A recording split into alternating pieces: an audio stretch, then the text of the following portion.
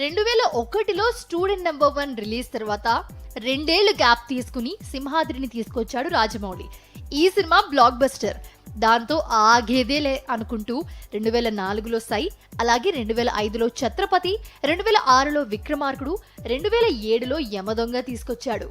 యమదొంగ తర్వాత రాజమౌళి విజన్ మారిపోయింది. పనిలో పర్ఫెక్షన్ పెరిగింది.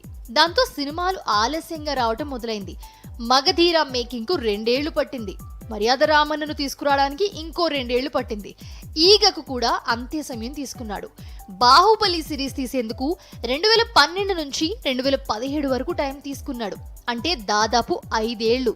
ఇక RRR ను ఏడాదిన్నరలో పూర్తి చేయాలనుకున్న కోవిడ్ రీజన్ తో 3 ఏళ్లు పట్టింది.